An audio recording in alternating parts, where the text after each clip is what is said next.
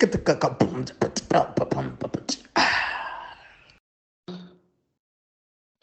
everybody, welcome to Mr. Extrodin Talks podcast. Thanks again for your likes, your comments, and subscribing. I'm not alone. I'm with Bishop the Animal, a really good, great artist, a very hard worker.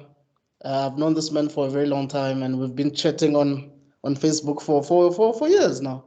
Well, a minute. How are you doing, bro? You good?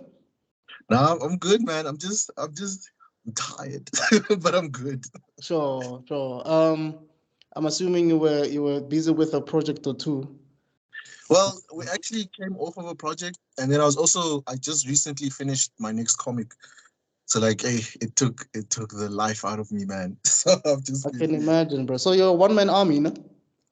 Yeah, but I do get help. I do get help with certain things, but the actual comic itself, I do it all alone. But like character designs, covers, ideas, and just like bouncing ideas off of people, I do get help. So like my girlfriend actually did the cover, this recent one. She actually does since I met her, she's actually done quite a few of my covers ever since.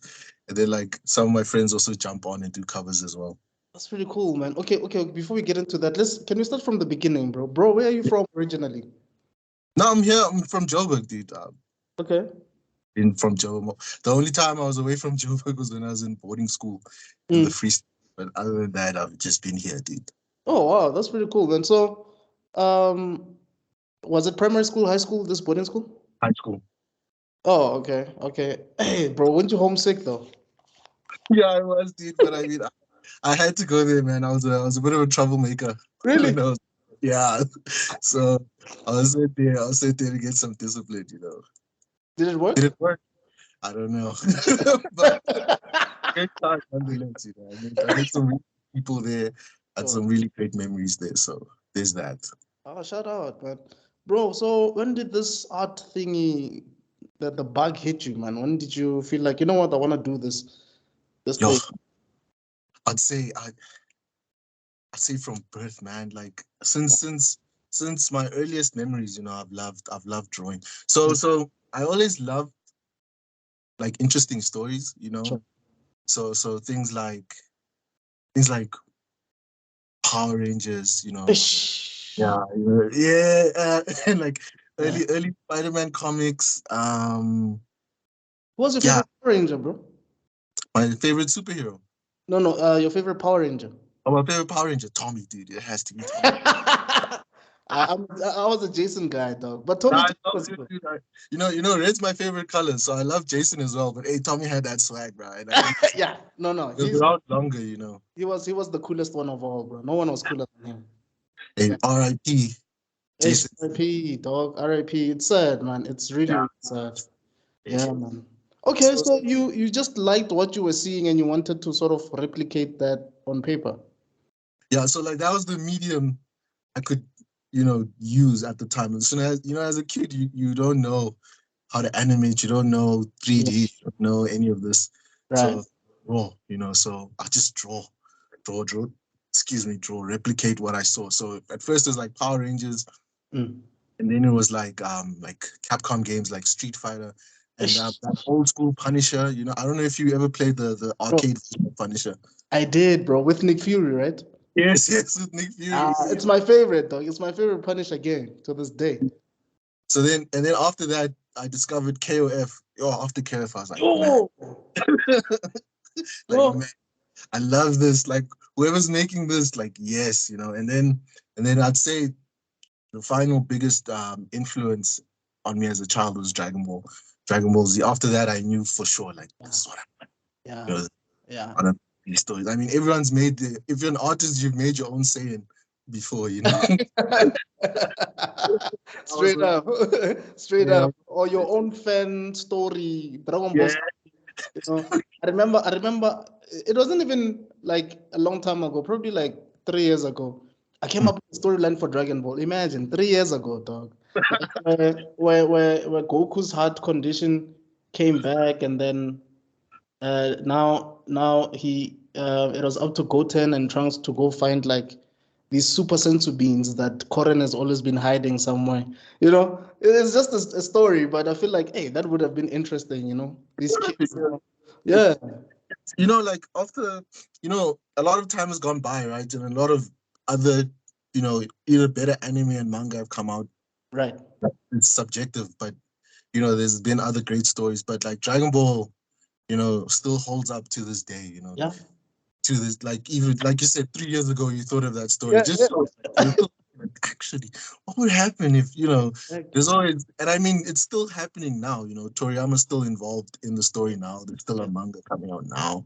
Yeah. You know, so it just shows you how great, like, a good story lasts forever. You know? 100%. I mean, a lot of people still talk about the Matrix and Red Pill and Blue Pill, and this movie came out in the 90s, though. Yeah, dude. And now it's in our real lives. You know, the way the world has changed. Like, damn, shit.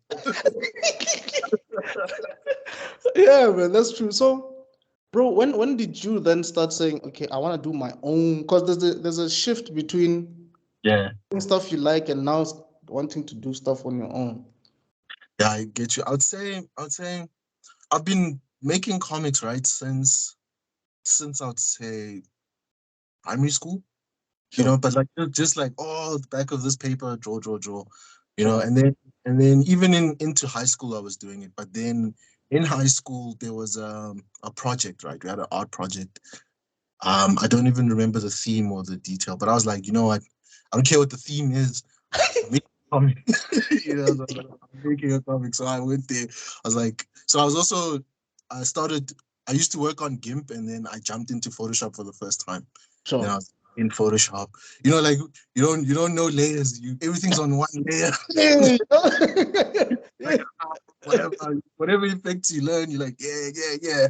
Yeah. And like using every brush that's in there, you know. Yeah. Yeah. Then I left high school and I had a gap year, so like I just had so much time on my hands. Sure. And then I think during that time also SABC2 started re-airing Dragon Ball Z. I think they started with Dragon Ball and then they went to Dragon Ball Z. So I was just like, oh man, cool, let's get into this. And then I started getting into Bleach. So I was like, oh, okay, this is getting kind of cool. Let me incorporate these things I'm seeing into my own work. So I'll just draw. And then at that point it was still for fun. Then I started college. I initially started at design school. So I did the foundation course. That was cool. And then I went to animation school sometime after that. Oh, dope. That's how to animate. But then I left. When I left animation school, I was like, man, um, you know, I've got nothing to do here, you know, like, and I've got nothing to lose. So also coincidentally, I wouldn't say I had a large following on Instagram. I think I just had like 100 followers, you know, but within those 100 followers, like people started remembering my characters' names. So I was like, hey man, I've got nothing to lose. You Yeah. know, so let me just do this. So this was like February 2017. Mm. So before that, I'd started making pages with the skills I had learned from college. And I was like, you know, let me put it together, put it Sure. out. Then February 14th, 2017, I put out on ArtStation. Most of my friends on Facebook like reshared it. And I was like, oh, okay. It was just, for me, it was like a positive reception because like, oh, okay, you know, someone's actually Checking felt. it out. Yeah. So I was like, okay, let me carry on. So, because like I had the time and I was unemployed. So I was like, man, might as well. So, So in those months, I started just working on more comics, Like at that point, like I had so much time. I don't know what was going on, but like I could put out every month, you know. wow. So like I had like a nice hot streak, like February, March, April, May, June, July, August, September, and then yeah, as I kept doing that, it slowly started growing, you know, on Instagram. Then I made like a second page, and then that also started gaining traction. Oh, And, dope. and then 2018. So one thing that helped is when I was making the comics, Mm. I started getting like commissions. So then that's actually when I started getting work a Right. lot through just making the comics, people seeing my work through there, you know. And then 20 2018, around about the same thing, you know, just making more comics, um, doing more work on the side there. 2019, I got my job at Simet in Braam. Mm. I met like all these other artists. There was like Genie, Lesego, Bokang, these guys were pros in the industry. Sure. And then it was an incubation program that they took us in. Then I met my girlfriend there, I met Tabo, I met a lot of like people who I'd say inspire me and Sure. like still with me in this journey, and help me improve my work Wow. from there. Wow. So that's when I got into the animation side, started learning from there. And then 2019, like that's when I don't know what happened. I just started getting notorious. I don't want to say popular, but like more so notorious. It's like more people started seeing my work. Cause like my nickname is the booty lord. So so they started seeing the cheeks. They started coming through. Yeah. I think I was on I was about to release my 21st issue. Then like I lost my Instagram account. I was like, damn. What But happened? I was wilding, dude. I was wilding, man. I was wilding. I can't even lie, man. It's not even Instagram's fault. I'm surprised I lost it that long. They're like community guidelines, dude. I was like, what's that, dude? I was wild, man. But like, sure, I lost my account, and then I just started building back up again, But then that's when I saw like, okay, what I'm doing actually, there's people who actually care because the people who actually followed me again, they came back, and like I was like, oh, okay, that's pretty awesome, And then yeah, I've been making comics, ever since. It's just nowadays it takes me a bit longer. I don't know if it's because I'm older or like or what, but like also there's like actual other work I have to do. Yeah. It's one thing if I was like doing something else, Sure. that wasn't drawing related, then it's like, okay, go to work, come back, do this. Whereas when your work is still drawing and then your passion is still drawing, sometimes you think, yeah, they bleed in together. It's all great.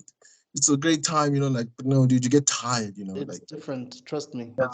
yeah, it's different, and I just get so tired, man.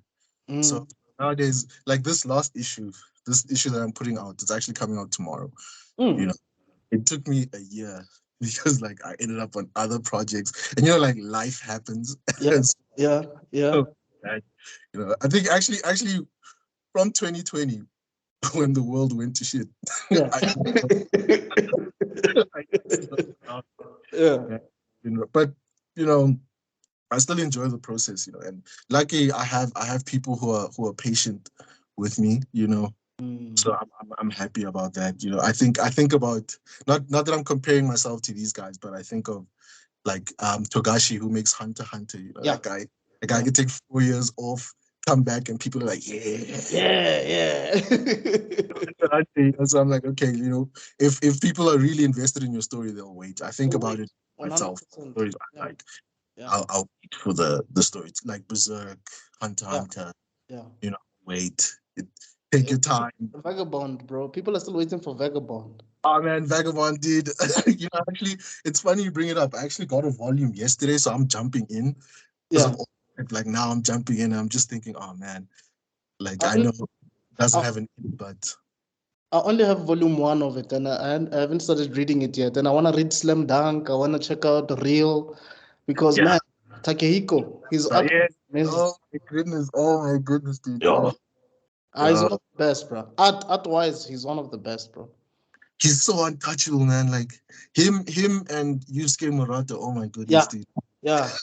I don't know what they're on, but I want some, dude. Have you seen some of his non One Punch Man stuff that he does, like your Spider-Man fan art, your Street Fighter?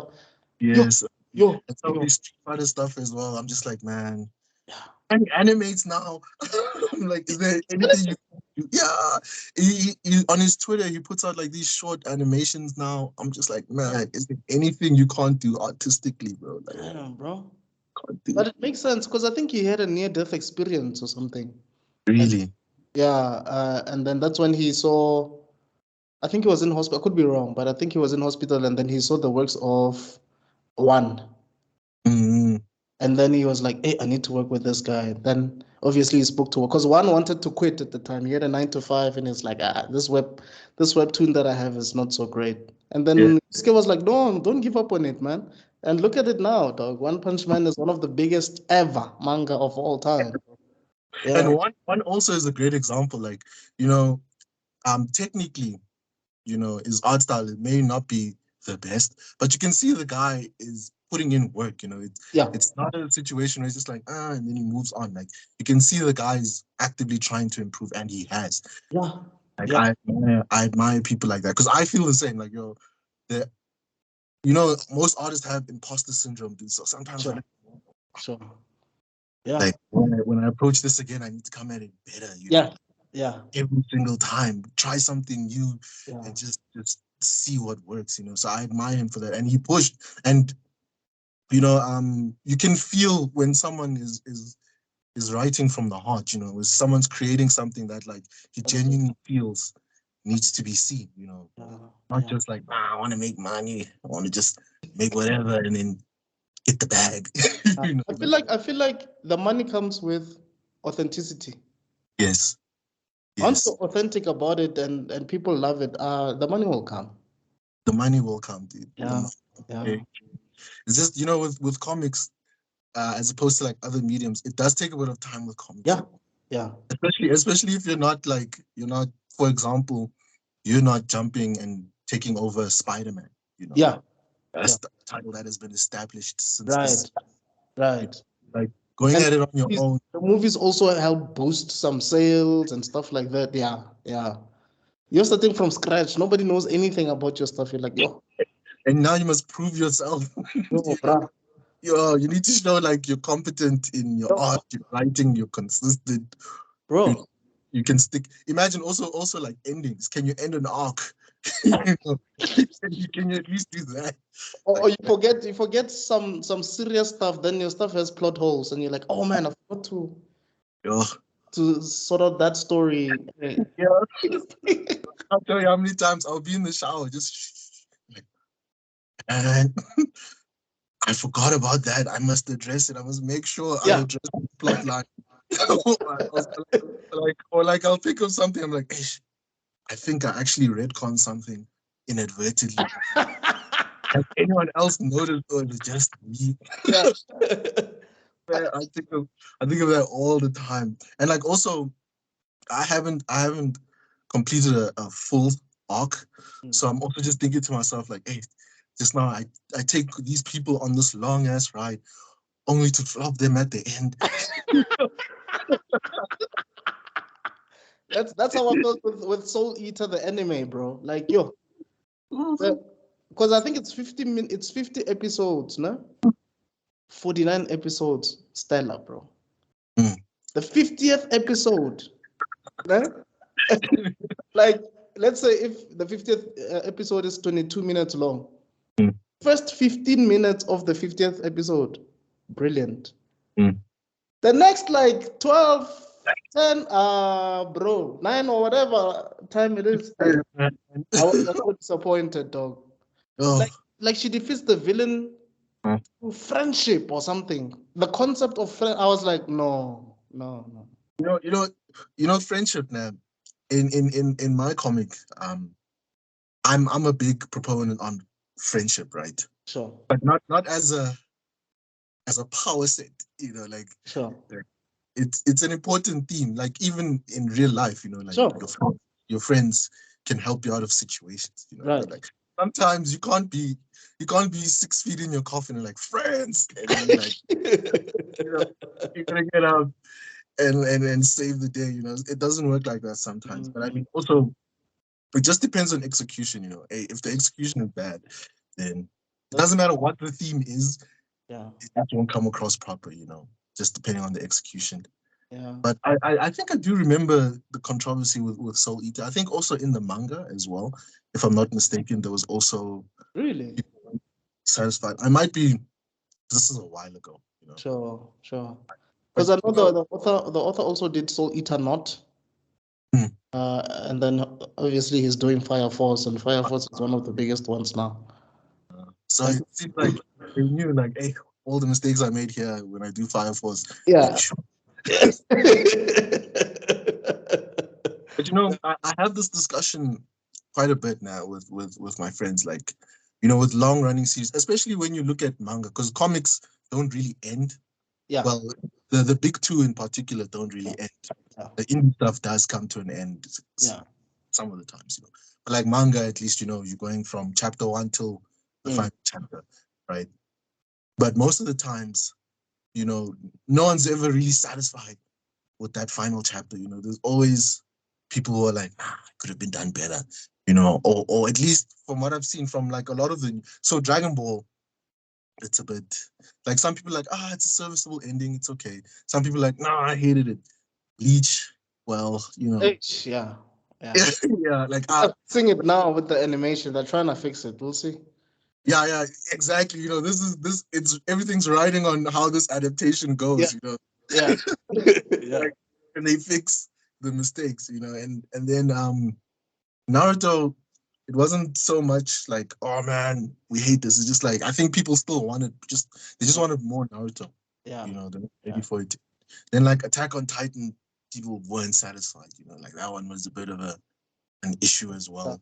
You know, so I just think like when you take people on a ride for that long, it's gonna be hard to tell them, yo, it's, you know, time to get off. It's time for all of us to move on. Yeah. Let go.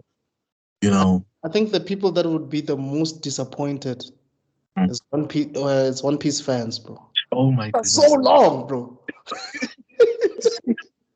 Dude, 1,000 plus chapters, 1,000 plus episodes, 100 volumes. Oh my goodness! How do you? This is it. This is the One Piece. Everyone. It's like what? This is it. This is the One Piece. People died for this. I'm sure there's honestly people who can say they spent like 15 years of their life reading or watching One Piece. You know, like there's people who started in high school who now have kids who are probably going to put their kids on One Piece. Yeah. That's a task I don't envy, man. Like that's a long ass story. Yeah, you know. Me too, bro. But I wanted to talk about your comic, bro. It's RBBA, right? RRBA. RRBA. Yeah. What does it mean? RRBA. Real Rude Boy Association. Oh, dope. So it's like a gang, or a club or something. Yeah, it's a group. So the story is set on Mars, right? In the distant future, and in Mars, everyone has superpowers. So like mutants, you know, everyone's born with powers, right? So now the story is about this one guy. His name is Armando Lars. So he's the son of a hero, right, who passed away. Right. So now he feels like there's just so much pressure on him to be like his dad, you know, to be a hero, to be like a stand-up man, you know, and he's trying to actively run away from his destiny and like, you know, party, you know, fool around and just because he does that. He definitely does that a lot. So it's this type of story where like the more he runs from his destiny, the more it catches up with him. You know, so like certain things happen where he's pushed into, you know, having to be this hero, you know, and then also there's the people around him and how they influence him and how the story. Because I mean, that's why I said like friendship is a very important theme for me, because even in my own comic, I like to showcase friendships and stuff. I think it also comes from wrestling. So in wrestling, you know, like the factions and the groups, you know, so it kind of makes it easier to manage. Okay, like when I think of characters, like, okay, this is the clique, this is the clique, this is the clique, and how they move around it, you know. It reminds me of Tenjo Tenge. You remember Tenjo? Yeah, Tenjo Tenge is actually one of my biggest influences as well. Like I actually started collecting the volumes last year. It's just, oh my goodness, they're so hard to find, man. Yeah. I love Tenjo Tenge as well. Tenjo Tenge is actually one of them also where like the ending was like, yeah, oh man. Yeah. But you know what I've read about O-Grade? O-Grade, he's a brilliant artist. Yes. But sometimes his stories just go all over the place. Like the Tenjo Tenge anime. It's like he sidelined the main cast for like half of the story and focused on the past, on Shen. Yeah. Dude, that flashback arc was like longer than the whole show, bro. Oh man, dude. But like you said, he's an amazing artist. So like, and he's an amazing artist, and his characters are interesting. Yes. Yes. So even if you feel like the story's like, man, I hate where the story's going, Yeah. you're invested in the characters and where they're going. Right. Because I saw even with Egg here, when I was reading Egg here, wow, I was really interested in the characters and what they were doing and the storyline. It was really, really, really interesting, man. So world building, bro, creating Mars, obviously creating everything from scratch. Like, how was that? Was that challenging? Oh, Okay, I'm gonna be real with you, man. sure. Like when I created Mars, I just took Earth and like put it on Mars. Oh, You okay. know, just Okay. change elements here and there because like so for me, world building is I don't want to say secondary, but like it's not something I was like, Mhm. yeah. Like with some writers, it's like, is it character? Is it the actual plot? Is it the Yes. world? Yeah. Like each one focuses on different things. So for me, it was more so like character, because like I just love characters and like how they interact, how they move the plot. And then the world, I was like, man, I really I like the world we live in already, Yeah. So like I don't want to create something that was too far out. Sure. Sure. People must still relate to Yeah, some yeah, things. Yeah. exactly, exactly that Okay. point. Yeah. And how do you come up with ideas like on how to take the story forward or So there's like directions I'd want characters to go in, man. Mm. So like in I'm not sure how familiar are you with wrestling, right? So like in wrestling, there's like face and heels, nah, and then so that's like good guys and bad guys. Okay. So there's a term called a heel turn.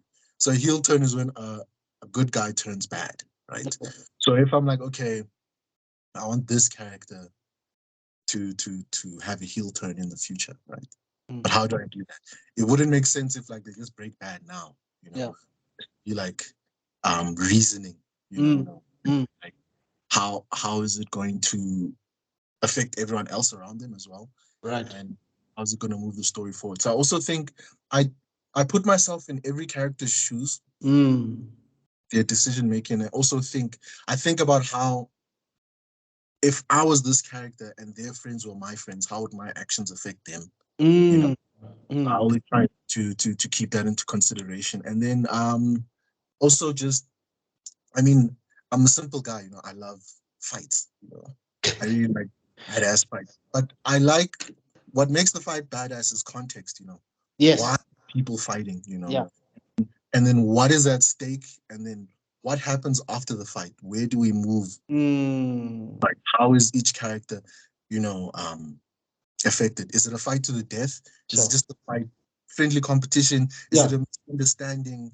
Yeah. Is it just beef? Like, what is it? I always try and think of that. And then I base my stories accordingly. But I'd say, yeah, that's I think it's just as simple as that. I can't think of anything like Sure. fancy. And then also obviously the hero's journey, you have to have Yes.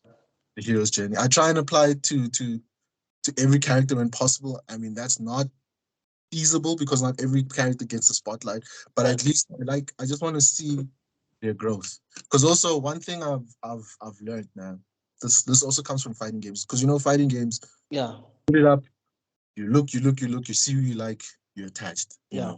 Then Yeah. along the way, you might see another character that might interest you, and then like, okay, now you have two characters. Mm. And the difference there is you have control. You're directly invested. You can move Right. accordingly. Right. Whereas story, like if the author kills off your favorite character, it's done. It's You done, bro. Yeah. Yeah, move on to the next guy. Yeah. I always think like you never know who likes which character. Because I saw when I actually killed off a character, and I thought like no one is gonna bat an eye Yeah. until people will send me messages like, "Yo, dude, like why'd you kill it?" I'm like, "Oh man, like the plot," Yeah. Yeah. Also, I just wanted to see if people would actually feel. That's not like the main reason why I killed them off. It was actually for Sure. the plot, but like, I wanted to see like people feel if Mm. this happened, you know, and they actually did. So like, I always take that into consideration now. Like, hey, you never know who's this person's favorite character, or like even has a passing interest, you know. So I want to make every character interesting, and then if every character can be interesting, they can move the plot, you know. Even if the plot feels like it's, you know, at a standstill, at least the characters can carry the specific episode you're reading, you know. At least okay, you know, the plots are moving, but it's a nice chilled episode because my favorite characters are here doing regular stuff, you know. Because I get tired of like the monster of the week format, you know. Yeah. No, it gets stale as you keep going because it's monotonous. So like, okay, we know monster's gonna come and then this guy's gonna. You know. No. And you just get tired. Like, don't these guys chill? You know, don't these guys eat lunch? You know, like just fighting every day. I think that's why we loved Hunter x Hunter so much. Yes. Hunter x Hunter has different, like, I mean, there's a whole arc about Gon, Leorio, and Kurapika just going to fetch Killua. Killua. Yeah. Yeah. It's going to get there, homie. You know, you can relate. Like, that's it. You know. But the challenges that they had to face just to reach by his door, the security, the huge animal, the gates. It's like, yo, this is so interesting, but it's just about them fetching in their homie. Like, there's no it's not like no ending or anything. Nah, they just had to go fetch that guy. This is fetch the homie, you know. You know? And that's like reasoning you can really relate to, you know, like you're like, you know, maybe your homie went through some shit. It's like, hey man, let's just go see the guy.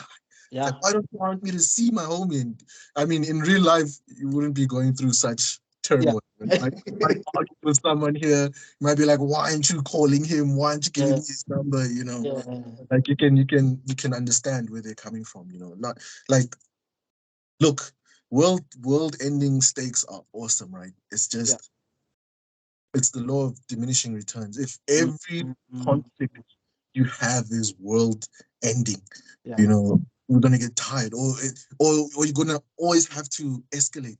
It's like, okay, this threat could destroy the world. This threat could destroy the universe. This threat could destroy galaxy or whatever. Yeah.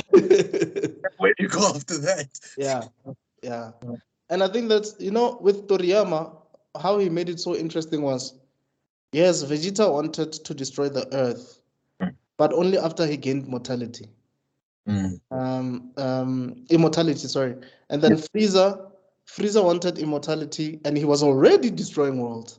Yeah. So it's like, in as much as the stakes were high, they were a bit different. You know, Cell wanted to prove a point, killing everybody. Majin Buu just wanted to kill everybody. So it's like, okay, the world end is probably gonna end, but the way he was going about it was different. Like these motivations were different from each character, you know. But also, what you oh, sorry, please continue. No, I'm saying I was just touching on your point. They were interesting as well. Yeah. You mentioned games. You know, whenever I used to play KOF, I often found that everybody had their own favorite character. Yes. And KOF is like a combination of a lot of main characters from different games in SNK. Yeah. I think that's why it was so cool. For me, one of my ultimate favorite characters in KOF is Robert, bro. Robert, for me, he just has the charm. Yeah. And he kicks ass, bro. I love Robert as well, dude. Like, when I won't even lie to you, dude. I'm not like great at KOF. I can do basics and specials.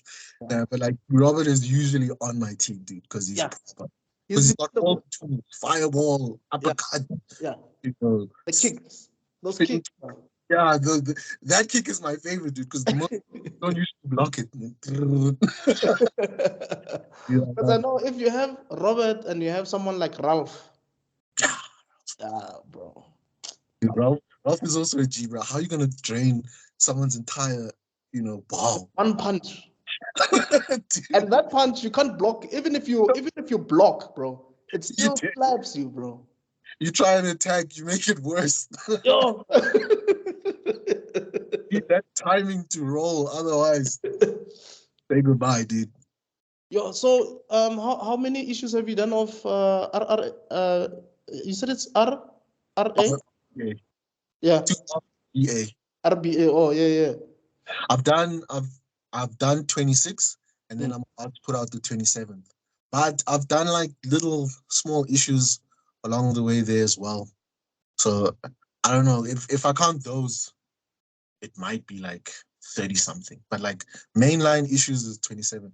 The thing is, ever since issue 23, I've been doing these long ass issues. So like 100 pages plus. Oh, every time I finish, I'm like, okay, next issue, I'm doing 50 pages, 50, 60 pages. Then I'll get carried away, and then the next one as well. So like I'm saying this now. Hopefully I'll keep my word. This one is the longest one I've done. It's 156 pages. I'm going back to 50, 60 pages on this next one. So at least I can put out another issue this year. I'm gonna do my thing. So how many issues do you plan on doing overall? That's a good question. So with this current story, I'd like to do 50, maybe 52, because I do like fours. If there would be like a volume format, it'd be 4, 4, 4, 4, 4. Oh, sure. Yeah, I'd like to do like 52 there, Dope. Yeah, Would you want to animate it though? Like me personally animating No, it? or even get people who can do it for you, like. Yeah, sure. That would be nice. My girlfriend always tells me after she finishes reading, like, "Oh, I wish it was animated." I think it would be dope though, but it'd probably be like seinen. Yeah, seinen. I love I love shonen animes and manga. Don't get me wrong. I mean, you see them all the time in front of your face. But when I discovered seinen, I was like, shit, I like that. Yeah. I like the mature storytelling. Right. The mature themes. I like stuff. Yeah, because man, I remember when I saw Basilisk for the first time, like I actually saw the whole thing. Like, man, the level of storytelling in this thing is no Dragon Ball, bro, but this is really good. This is really good. Like, even how you find someone who has spider powers, no? But it's nothing like Spider-Man. Yeah, the approach is way different. It's way different. Like the webs can cut through rock or something. You're like, oh, flip. Dude, and you're like, imagine if Spider-Man had that. Yeah. His series would be short. Yeah. Just all his enemies. Exactly. Well, except Venom, I guess. Yeah, Venom could fight back. But like I'm talking about like Rhino. Yeah. I mean, if you get through the armor, Hog Goblin, Green Goblin, all those guys, dude, eventually they'll fall. Right? If Peter was a stone cold killer, dude. Yeah, that's true. Shorter series. Well, who do you look up to, man, in the manga game? Like authors or artists? There's so many. So there's of course I call him our Lord and Savior, Akira Toriyama. Right. Dalton, and then there's obviously Kubo. I love Kubo, Yeah. I'm a self-proclaimed Kubologist. Sure. And Hirohiko Araki from JoJo. I like him. Oh, yeah. He has a book called The Theory of Manga in Practice. Yes, I actually need to peep that book. Hey, I actually need to check it out. Yeah, no, I bought it. I think 2 years ago or something, and I'm still reading it. It's amazing. You're getting some secret techniques there.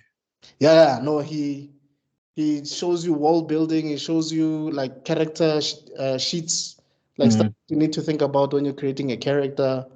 Even paneling, like what you need to do, how you do it. Yeah, like he's that book is on another level. I'd say him.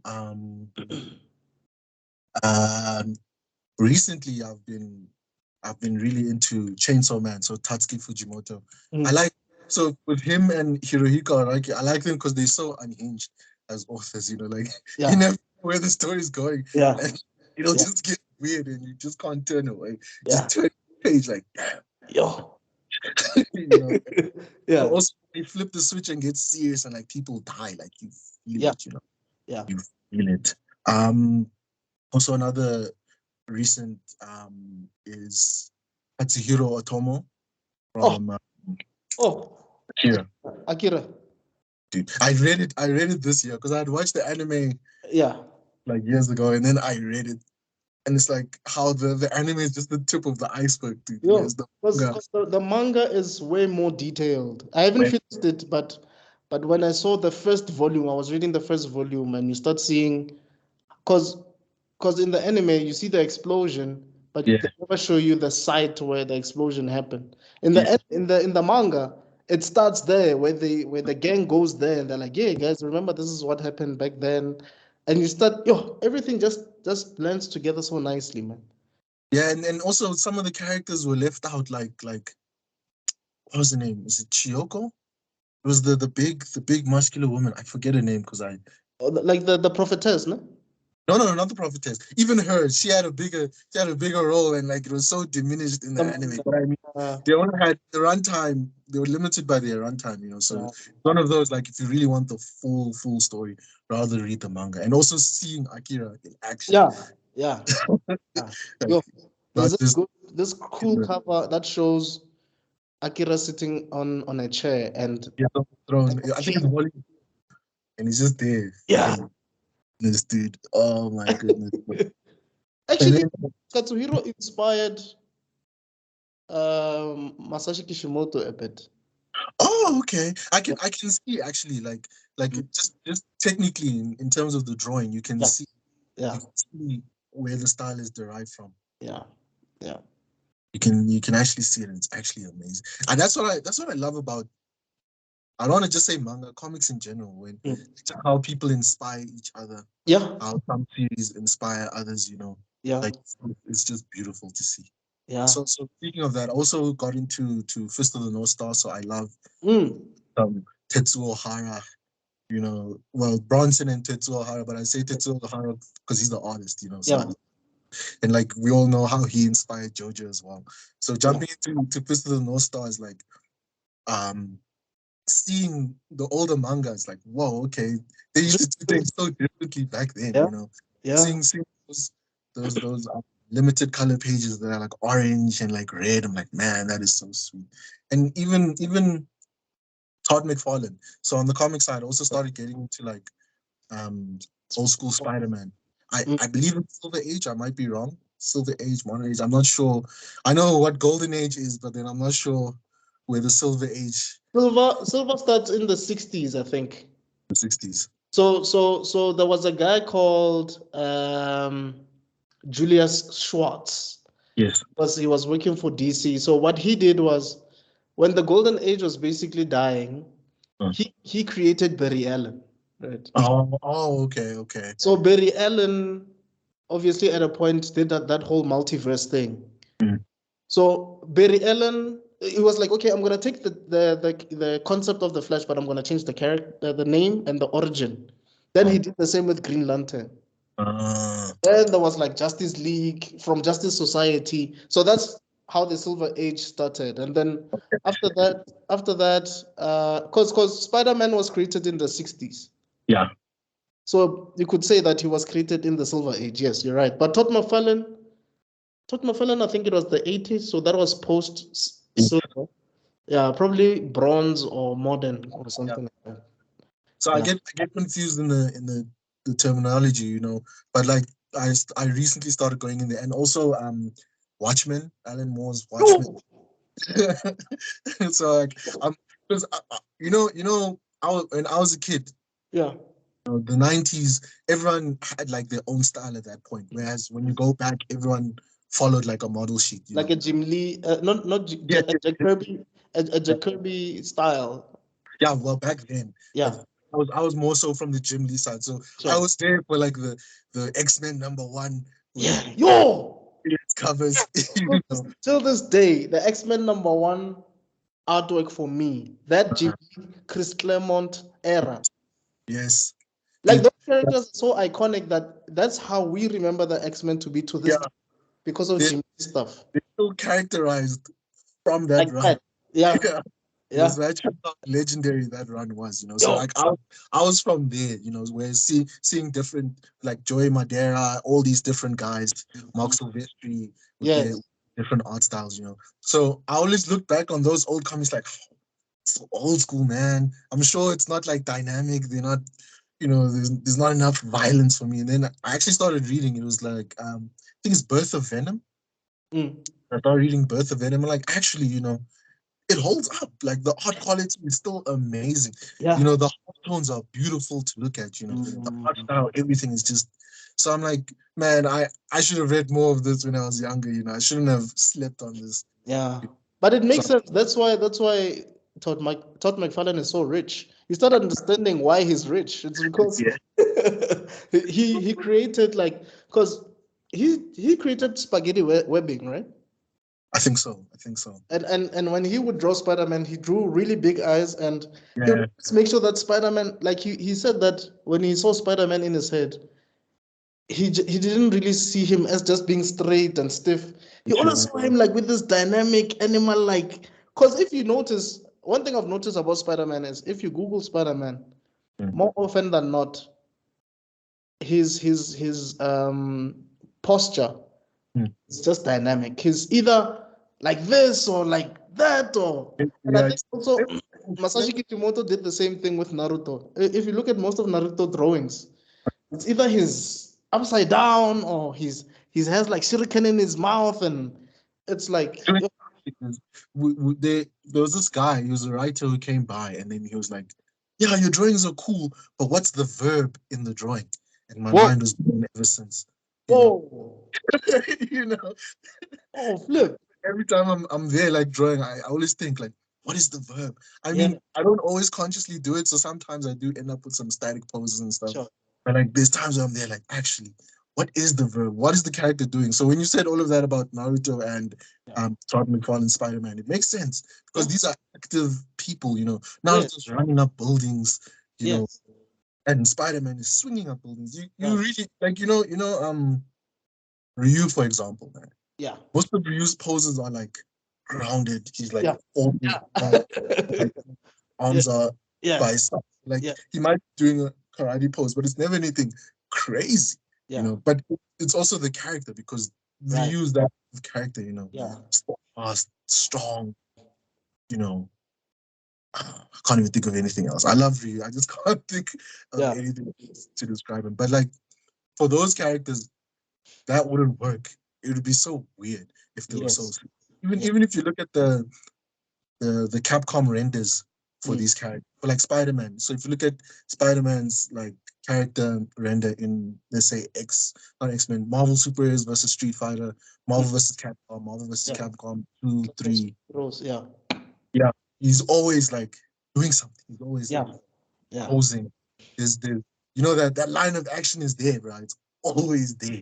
mm, mm, Curve mm. is there for majority of the time, but he's always got an interesting silhouette. That's true, man. Do you have any other projects that you're currently working on as well? Like, or is it only are you only working on one concept? Yeah, right now, because like I said, man, I am so tired, dude. Yeah. So I Right. just put up RRBA issue 27. I'm gonna publish it tomorrow, Okay. and then I'm just gonna chill for a bit, man. I'm just gonna chill. I've got so much stuff to Yeah. read, you know. So like, I want to actually get in to reading, get inspired, and then jump back Yes. in. I'll jump back in somewhere in September. I do want to do a one shot story. Mm. We have plans on doing some one shots as Crash. Just gotta stay tuned for that. But like Dope. that's that in the process. It's just when you've been working for one story for so long, you got to jump out and do another one. It's It's a bit tough. you Yeah. know like yeah, Yeah. because I actually want to do a story in a South African setting, just a Oh, nice one shot South okay. African, but also with like powers and violence still. Yeah. Still so like still want to do that. Oh, Oh, sure. before I forget, another person I've got to mention in my list of influences is Quentin Tarantino. Hey. So I always think of him as well, like how his stories flow, and like also how in his different stories it's got his fingerprints, but it's like in different settings, like you can tell, like Django is not Inglorious Bastards, but Yeah. you can still tell they both made by Tarantino and how they Yes. how they execute, So like I'd like to try and do that in comics, but Yeah. after some time, maybe not right now. Let me learn more stuff. Let me get better at Yeah. different things, and then I'll try that approach. But Tarantino is a master of dialogue, bro. Whenever I watch Pulp Fiction, Oh I'm my like, goodness. these guys are just arguing about, like, Jules and Vic are just arguing about something half of the movie, bro. Yeah. To a point where, to a point where even the guy that had kidnapped, I think it's Marvin or something, they Yeah. wanted his input. Like, what do you think, Marvin? And then obviously he died, but Then we start arguing with about, yeah, why did you kill him? You know, yeah. I think it's Jimmy Quinton's character. I forget his name. And they're arguing with him. Then they argue with Wolf. Like arguing, yeah, the whole film. And actually, one thing we were taught at seminar is to watch movies. To Although we were storyboarders, so right, obviously there's a direct correlation. Like obviously you must watch movies to right, be a storyboarder. But I do believe it also bleeds into comics because you utilize the same tools, yes, composition, yes. setting up, etc. So I've been trying to do that as well, like just watch more movies. Christopher Nolan's also great. It's just Oh, have you watched Oppenheimer? yeah, I watched Oppenheimer. Oh, dude. I think is it Cillian or is it Killian? Killian Murphy deserves an Oscar for that performance, bro. Like, I've seen him do a lot of things, but I've never seen him act the way he did in Oppenheimer. That Yeah, was like the highest level of acting I have seen in a very long time. and it was a stellar performance all around from everyone involved. From But everybody involved. Yeah. mainly him though, he held a movie like this, Yeah. he carried that movie. And Like everyone did bring their A game. you could see that some actors just wanted to be in a Nolan film. Like, you see some heavyweights, and you're like, this is the only thing that you're doing in this entire movie. Like, oh, This whole scene. yeah, it was just this one portion. Like, dude, what are you doing here? Like, I didn't Yeah, no, expect. no.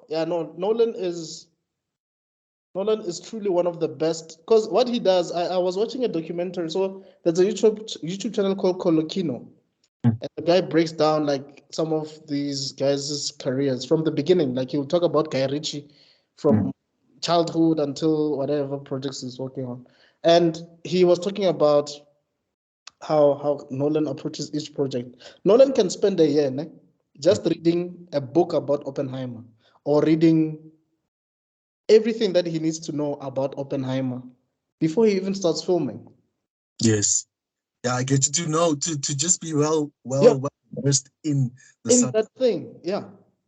That's so crazy, man. That's so great. And I think that's why his stuff is so great. Because Yeah. by the time he releases it, it's like, I've done all the research I can possibly do. It's like Aaron Sorkin. Are you familiar with Aaron Sorkin?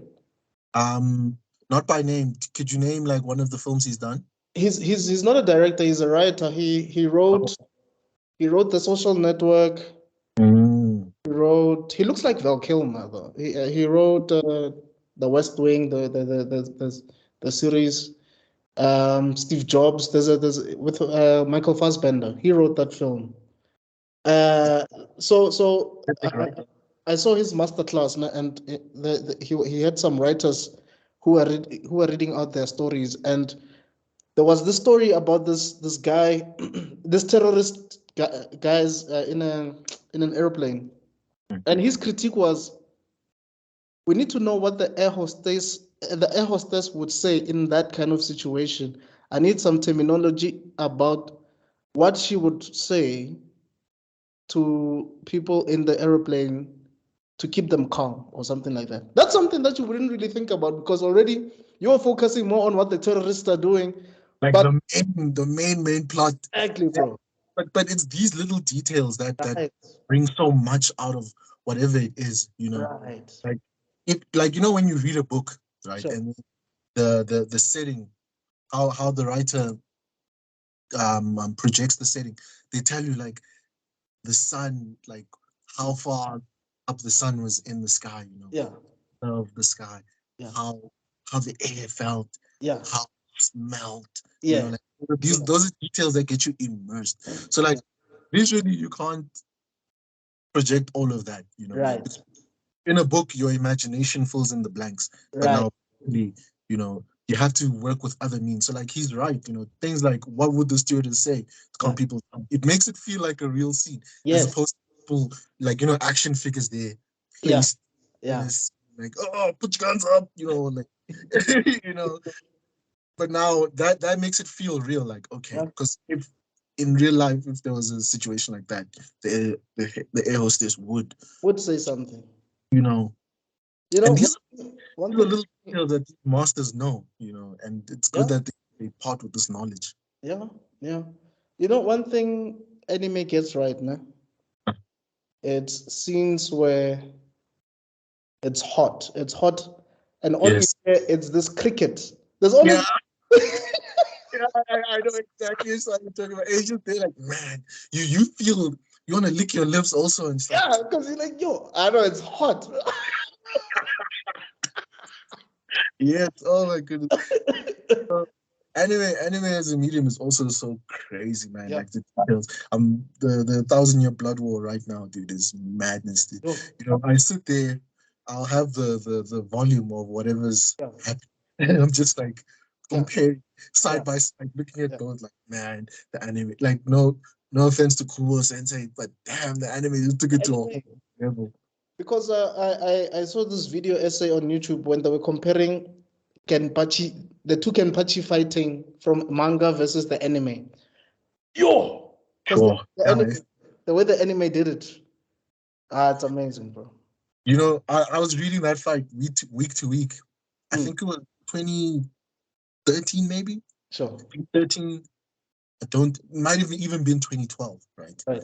But like one thing, we were confused as to what was, you know, Unahana's bad guy. What did it do? Oh You know, yeah, yeah, or like, because with Kubo's writing, sometimes you don't know what's symbolic and what's literal. yeah, yeah, When Kenpachi turns into a skeleton, we don't know if it's like symbolic of like, you know, they represent death, yeah. or did she turn this nigga into a skeleton?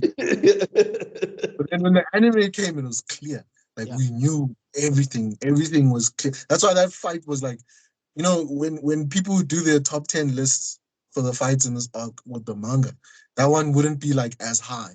But yeah, now it's like up there. People are yeah, like, yeah, that fight right there yeah. is amazing. You know, the anime brought it But you like know, Kubo is a genius, man. The way he explained how Unohana kept kept slicing Kenpachi, then healing him, so that he can wake up from this the slumber that he's had since he met her. Because Kenpachi is so overpowered that he had to bring himself down to her level. Yo, nerfed himself for the he longest hurt time. Man. himself, though. That's It's like crazy, bro. remember that fight with, is it Noitora? The Mhm. number 5 is Espada. And he's like, oh, might as well use 2 hands. you know, you know, Bleach makes you realize, and I think about this a lot, that the reason our heroes actually won any match in the Soul Society arc is because they're the main characters. Otherwise, they all would have died, bro. All, Yeah. all would have died, bro. Like, imagine that arc, Soul Society arc could have ended if, imagine they landed now. And then it was like Yamamoto came through, Bankai. Done, Done. done, done. Fin- Or even Aizen, bro. I mean, Yeah. we were all happy to see Ichigo going to fight Aizen, and then Aizen just uses his finger. And then you're like, yo,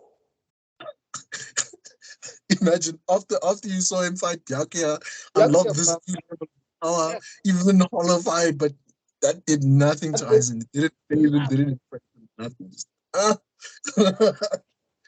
oh man. I feel like you and I we can talk all day, man. But yeah, man. Where can people catch your stuff, bro? If they really want to check out your stuff. So my comic is on my website. It's rrba.online. But Sure. obviously you have to be over 18, you know. It's for mature audiences. Yes. I'm sorry, Yeah. like my next story will be more sanitized. I'll make Right. Right. It's good for everybody, but this one's not that kind of story, But yeah, you can just go on RRBA.online. The I'm just gonna go and update it, Right. and then tomorrow it's launch time, and then everyone can go and read issue 27. Oh, yeah, I think I'm gonna upload this video tonight, possibly, if not tomorrow morning. So I'm sure whoever's gonna watch this will. I'll also leave a link in the description. Sweet. Is there any advice you would want to give artists that want to do comics or animation or whatever? Have passion, like unwavering passion, Sure. because it's like whether it's comics, whether it's animation, any artistic endeavor comes with its pitfalls, so be willing to power through that, because Right. that's when you reach greatness. If you Mm, just power, and always have a goal and keep sight of that goal with everything you're doing, mm, mm. no matter how big or how small it is, whether it's like, I want to change South African animation industry, or I want to tell an amazing story. Right. That goal is be tunnel vision and lock onto that, and you'll find along the way there'll be people who will help you, Yeah. that Yeah. goal. So Yeah. just on it and be patient. And also this one is just something I hold dear. Like, do your best to be original. Mm. And I mean, there's no such thing as an original idea. I get it, but like, if you're gonna steal an idea, add your sauce to it. Like, Yeah. make it yours. Yeah. So people at least know, like, I'm coming to you for this. Right. Right. Like, I mean, Eisen, for instance, from Bleach, that's Superman. We all know it's Clark Kent. He wears glasses. He takes them off. He looks completely different. But Guys, come it's back. Superman with a twist. Yeah. You know, Yeah. yeah, it's put his own sauce there. So Yeah. yeah, put your own sauce. Try things. And also enjoy. Never lose track of why you're doing it. Right. You know, I don't know. Like, for me, it's a promise I made myself from when I was a child. I'm gonna do this, so I'm here. I'm doing it. And then just keep at it. Enjoy it. Remember, I mean, you could be doing anything else, but you're here. So. Right. Right. And then where do you see comic books, man? South African comic books in like 10 years from now, bro? Like, do you think there will be a boom of sorts?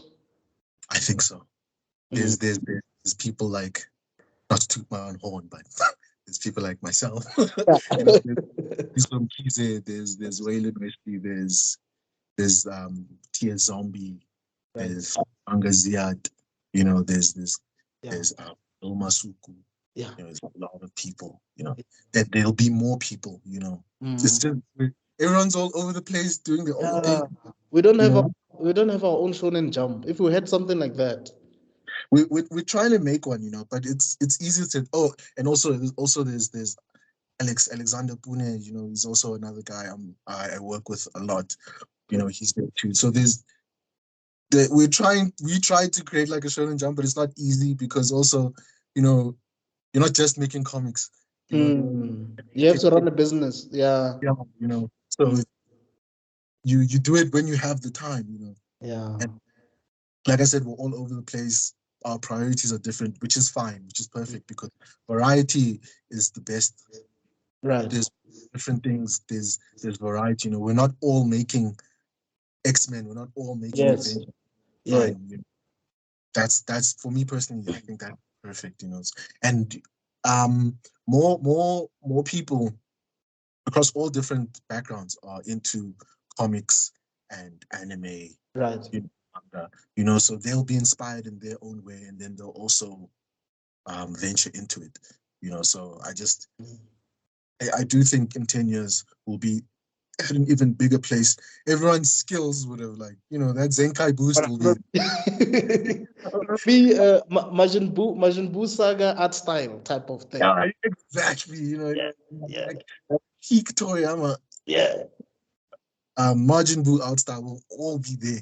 Yeah. And then everyone else coming up will be at least Namek arc, because these young guys, I know what it is, but Bro, they have things we didn't have. We didn't have tutorials on YouTube. Like they have like artists teaching them the Loomis method, and bro, we had to like learn stuff for ourselves. Loomis was there in high school, bro. Oh my goodness.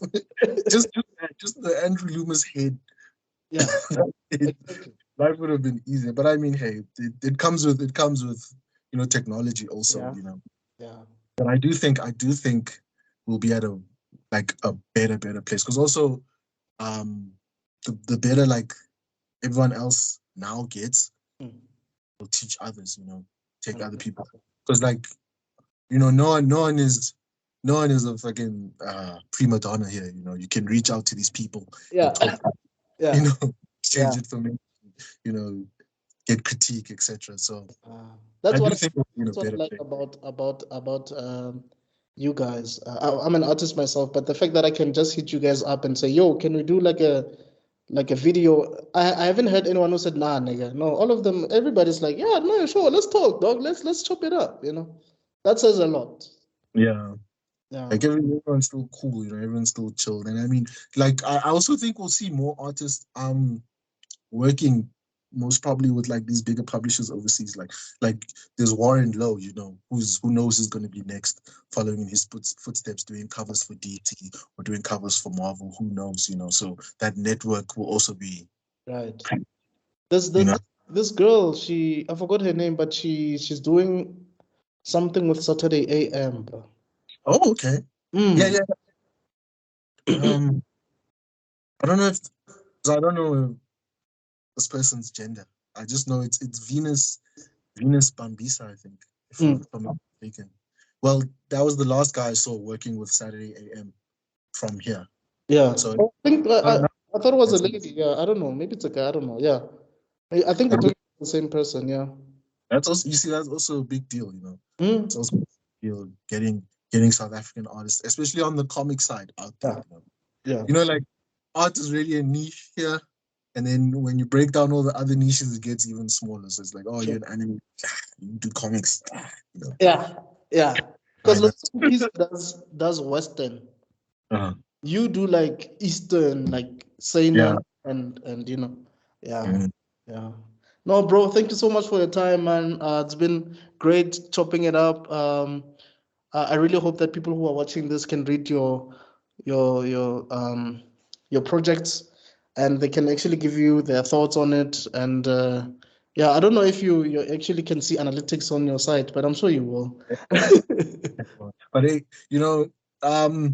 luckily I'm at a point where I still get web traffic without releasing a comic in like a year, So like True, it's true. I mean I'm not doing amazing, but like Yeah, but it's better than nothing. every year Yeah, bit by bit, yeah. But Oh, thank you for having me, man. sure. Just one last question before we close. Any manga recommendations for people? Let me just Oh, okay. Fist of the North Star. Right. Most definitely. Gantz. Hey, that's the one. Berserk Mm-hmm. and Chainsaw Man. Definitely Chainsaw. And also this one's a bit of a deep cut, but some work from the godfather of manga, Osamu Tezuka. Osamu Tezuka. Which one is that one? Is that Bro. Doro. oh, Dororo? Doro. Yeah, Doro. This one, oh my goodness. What it's taught me is like, hey, don't judge a book by its art style, Yeah, because like yeah, so old school, like, man, yeah, look at this. It's yeah. almost like some, but when you Yeah. get in, you're like, man, Yo, this is actually amazing yo, because yo. the panels are clear and Yeah, readable, posts are clear, yeah. story flows nicely. So hey, and I mean, he's the godfather of the medium for a reason. For me, man, he's one of the. I've read Black Jack, Mm. and I was in awe, man. I was in awe of how this guy comes up with stuff out of the blue, man. It's crazy. Dude, It's crazy. It's these, crazy. these ideas guys, Yeah. like Tabo is an ideas guy. He can just like he'll come up with a new story, world, characters, setting, conflict. Wow. It's like make up a new story. The same thing over and over. For me, it's like, man, I gotta sit. Like something has to happen to me, and then it's like, yeah, I've got a whole new story now. So I admire men like Tezuka as well. Like they can just come up with them like this. Yeah. My man, I wish you all the best, bro. I wish you all the best. And yeah, we'll keep chopping it up on Facebook like we normally do. But yeah, have an awesome evening. Thanks, guys, for checking out this episode. Now you know Bishop the Animal. You've seen him live. This is the guy. And yeah, man, I'll see you guys on the next episode. Thanks again, bro. All right, cheers, guys. Cheers.